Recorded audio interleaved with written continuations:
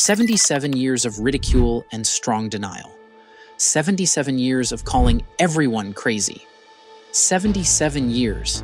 That's how long it took for the United States government to come out and acknowledge that UFOs exist, finally.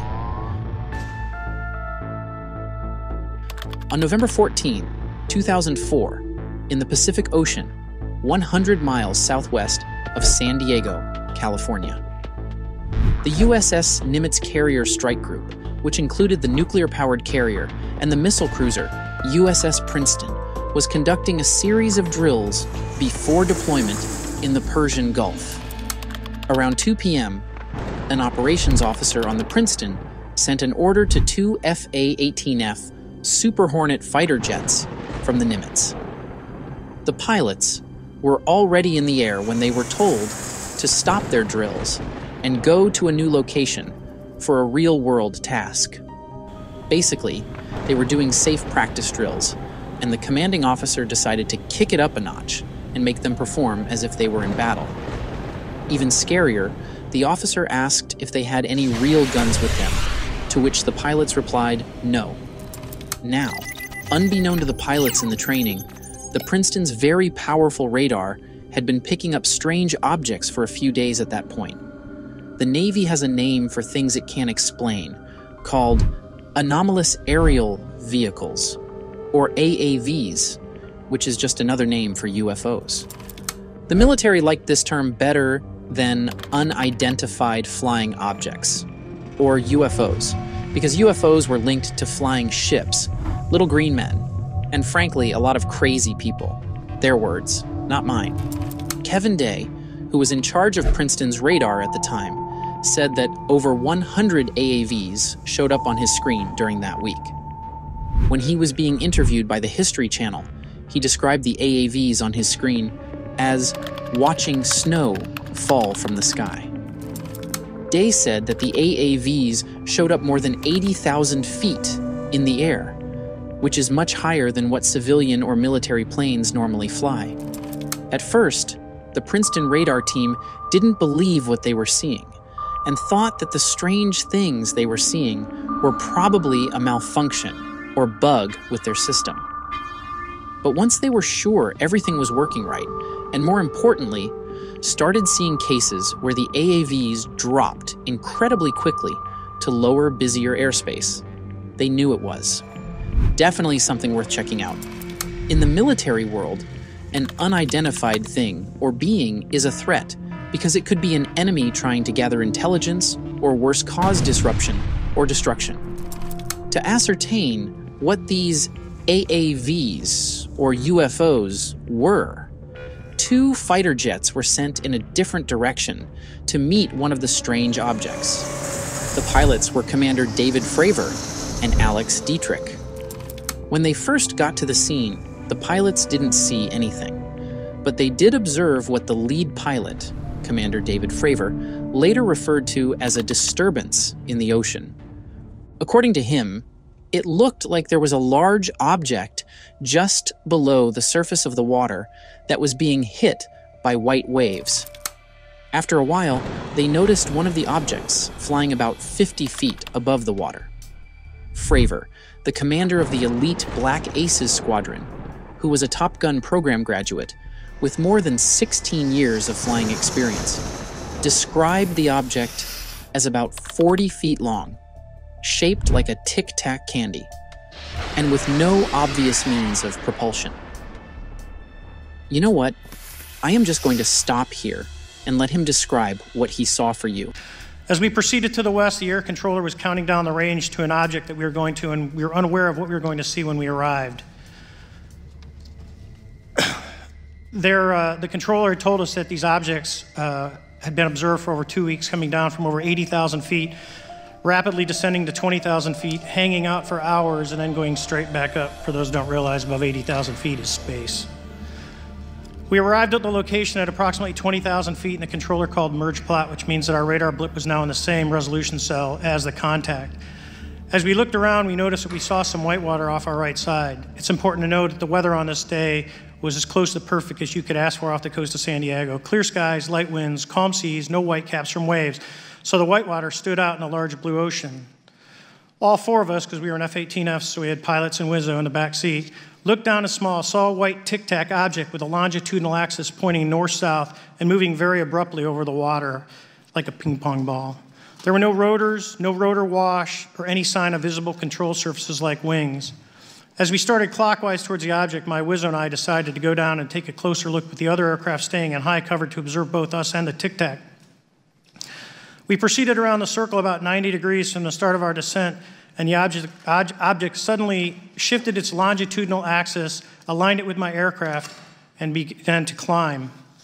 We continued down another 270 degrees, nose low, where the tic-tac, or we considered 270 degrees to where, and we went nose low to where the tic-tac would have been. Our altitude at this point was about 15,000 feet, and the tic-tac was about 12,000. As we pulled nose onto the object, within about a half mile of it, it rapidly accelerated in front of us and disappeared. Our wingmen, roughly 8,000 feet above us, lost contact also. We immediately turned back to see where the whitewater was at, and it was gone also. So as we started to turn back towards the east, the controller came up and said, "Sir, you're not going to believe this, but that thing is at your cat point, roughly 60 miles away in less than a minute. You can calculate the speed." We returned to Nimitz. We were taking off our gear. We were talking to one of my crews that was getting ready to launch. We mentioned it to them, and they went out and luckily got the video that you see, that 90-second video. What you don't see is the radar tape that was never released, and we don't know where it's at, of the active jamming that the object put on an APG-73 radar, and I can get into modes later if you're interested. This was the famous video he was referring to. The whole fleet of them, look on the ASA. My gosh. They're all going against the wind. The wind's 120 knots from the west. Look at that thing, dude.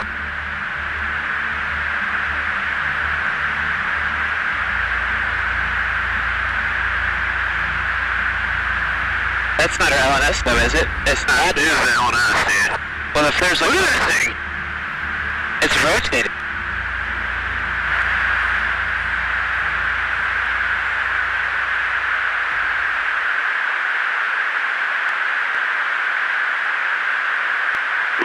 Nickel 6-1 Tango Motech, over. Oh, got it! Woohoo!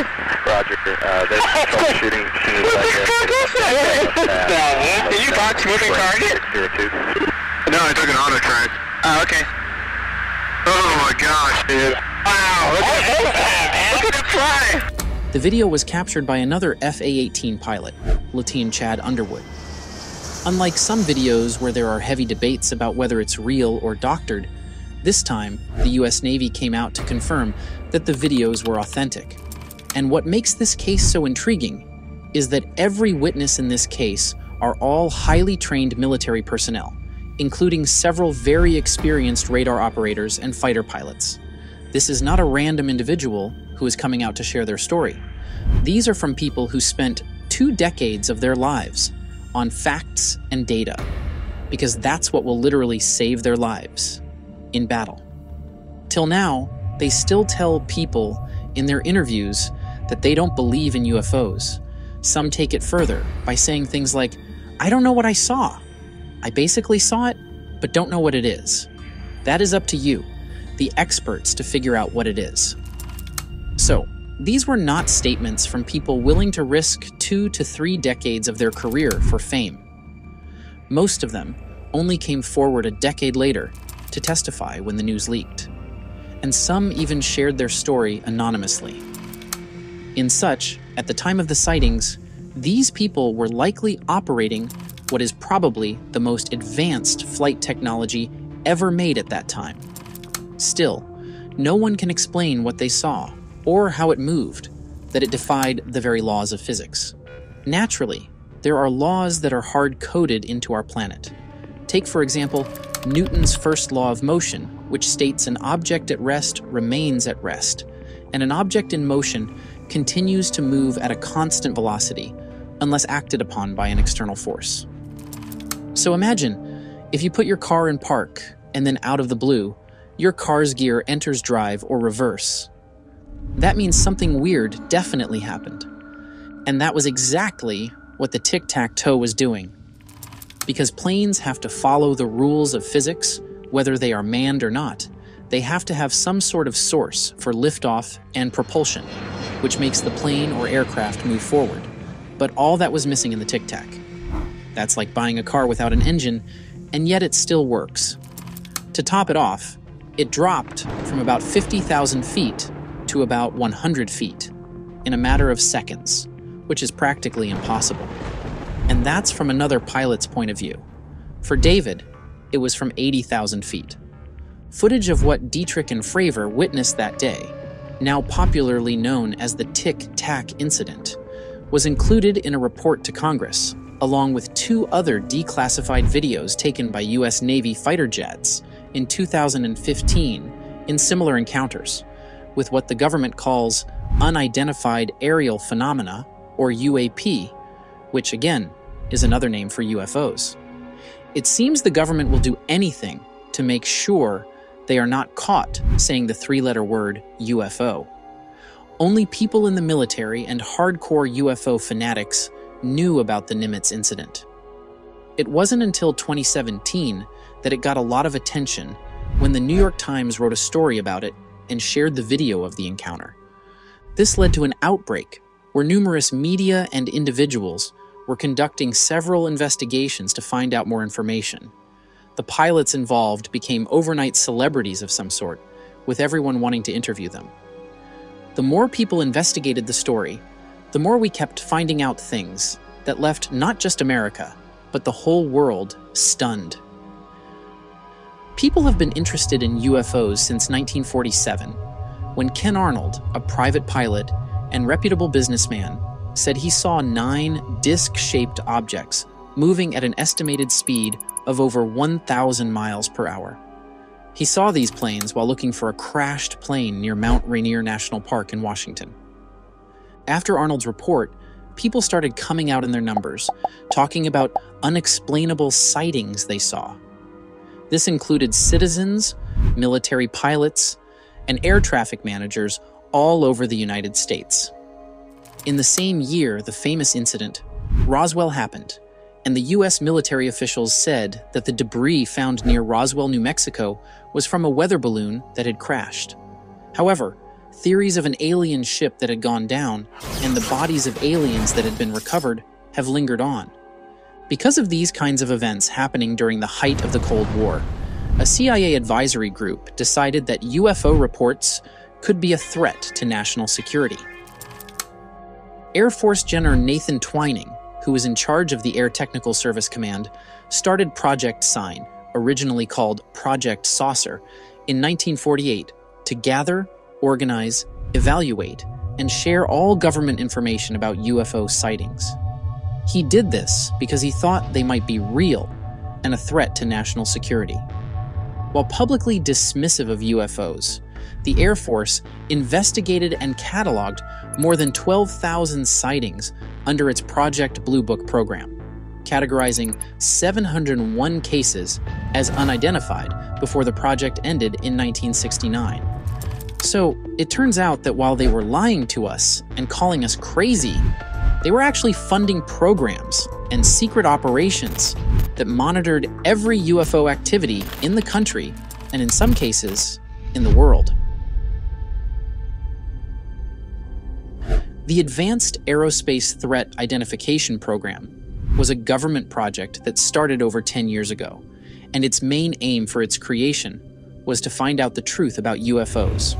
It was started by Harry Reid, a Democrat from Nevada, who was Senate Majority Leader at the time, and the program began in the Defense Intelligence Agency, or DIA for short. This was a letter written by Harry Reid to Deputy Secretary of Defense William Lynn regarding the creation of the Advanced Aerospace Threat and Identification Program, AATIP. The link to the 4-page letter is in the description below if you want to read more about it. One thing that caught my attention was the admission of UFOs. The letter said, "Since the Advanced Aerospace Threat and Identification Program, AAITP and study were first commissioned, much progress has been made with the identification of several highly sensitive, unconventional aerospace-related findings. Given the current rate of success, the continued study of these subjects will likely lead to technology advancements that in the immediate near term will require extraordinary protection. Due to the sensitivities of the information surrounding aspects of this program, I require your assistance in establishing a Restricted Special Access Program, SAP, with a bigoted access list for specific portions of the AATIP. So according to this letter, the program was so successful in its findings that it is expanding by establishing another secret program. Due to the Freedom of Information Act, the DIA released a list of 38 research titles that were supported by the program. Many of them are very speculative and not at all related to current science, engineering, or military intelligence. According to some people in charge, AATIP was shut down, but again the government lied. The Pentagon admitted in 2020 that there was a program called the Unidentified Aerial Phenomenon Task Force that worked like AATIP. Also, it turns out that they lied about shutting down the program in 2012. According to the program's former director, Luis Elizondo, AATIP was still operational even at the time he resigned from the program because he wasn't happy with how they were not taken seriously within the Defense Department. So, ladies and gentlemen, the government once again lied, but this time about their previous lies. But despite how they try to sweep this Tic Tac video as nothing alien, the official report says otherwise. The official report of the Tic Tac video names the high-tech sensors that were used at the time, such as the ANSPY, which can track a golf ball at 100 miles away, the E-2C Hawkeye airborne early warning planes, shipboard radars, and sensors on several F-18s that interacted with the Tic Tac as well as whatever was below the water. Several pilots reported a large disturbance just under the surface of the ocean that was round and 100 yards across. It appeared as if the Tic Tac was meeting up with the underwater object. This 13-page report includes statements from 7 F-18 pilots, as well as radar operators on the ships. One of the most important things the report says is that the AAV does not belong to the United States or any other country, and it was so advanced that it rendered US capabilities ineffective. It showed velocities far greater than anything known to exist, and it could turn itself invisible, both to radar and the human eye. Essentially, it was undetectable and unchallenged, which, if I am being honest, is a cause for concern. Despite the seriousness of the encounter, the pilots faced ridicule after their encounters and briefings. The Navy's initial report was buried, not forwarded to the command, and in such, the AAV or UFO was deemed not a threat. Now, some people, despite all this overwhelming evidence and testimonies from different reputable people, still believe what those pilots witnessed that day was mundane, simple, or human. One idea is that what the pilots saw could have been a radar reflector balloon used to test how well enemy air defenses worked. Launched by a submarine, these specially designed airborne devices actually date back to 1955, during the days of the Cold War. No one knows for sure if these kinds of balloons are still used today, but because of the covert nature of submarines, it's definitely something defense chiefs won't be talking about casually. And this makes sense because most military missions are need-to-know basis. You could serve your entire career and not know that your boss or branch was part of an operation that stopped Osama or some other weird things. A perfect example was the development of the Hiroshima nuclear bomb. Most people who worked on it didn't know they worked on it, despite being colleagues at work. The War Zone, an online magazine that covers and analyzes national security and geopolitics, was the first to come up with the idea. It said that putting up radar-reflecting balloons while underwater would be a highly effective way to learn about an enemy's air defenses. They could theoretically get a lot better intelligence by sneaking into or near enemy territory and set these devices off when the weather is right. But that doesn't explain the speed of its travel, the jamming of signals. Until now, no tech in the world, not just in the US, has replicated what happened that day. If there is a foreign adversary, let's say Russian or China or anybody else, who happens to have this technology and they've had it for decades, and we in the United States have somehow been strategically leapfrogged in our technology, we've got a big problem on our hands. And so one has to ask the question that if really a country had this technology, would it be necessary to steal much more basic technology from another country? Furthermore, if you had this type of technology, you probably wouldn't need to invest so much in military, because you had this, if you will, checkmate type technology or capability where everything else now becomes obsolete. And so this goes to your last part of your question. Do I feel or do I believe this is, quote, extraterrestrial? Let me be very careful before I answer that by saying, at the end of the day, Jackie, it doesn't matter what I think or what I believe. What matters is what the data and the facts tell us. And from that perspective, it's very important that I had a very simple job, and that is to collect the truth and speak the truth. That was from the former director of ATIP, Luis Elizondo, basically telling us if it speaks like a duck, walks like a duck, and eats like a duck, it's definitely a duck, and not a high-performance technological craft from China or Russia. For reference, that's like your president coming out on national television to tell you aliens exist. But I understand why people might not be so quick to admit otherwise. The problem with UFO confession is like when you pour oil into water, it's hard to separate the truth from the lies. You might not know this, but the government and the CIA also supported and endorsed claims of UFO sightings. It's confusing, but let me explain what I mean. The Pentagon and the US Air Force have a long history of spreading false information. One way they do this is by using the deep cultural roots of UFOs to hide improvements in space technology. If national security is at risk, it's better to let people think they saw a UFO than to tell them about the latest technology. A 1997 story from the New York Times shows that the CIA and Air Force pushed UFO theories to hide sightings of their U-2 and SR-71 spy planes. I remember covering a video where I came to this conclusion about someone's UFO experience, and some people in the comments thought it was senseless that the government would go to such lengths for a cover-up. I am sorry to burst your bubbles, but they can, and yes, I love reading your comments, all 10,000 of them. This makes sense, since misinformation is the only way to keep some things secret in a society like ours, where the government can't easily control the flow of public information. Now, I'm not saying all UFO experiences are doctored. In fact, there are real government agents in mysterious suits, like Men in Black, whose job is to show up after supposed genuine UFO reports and contain the situation. Just as we have genuine experiences, we also have altered ones.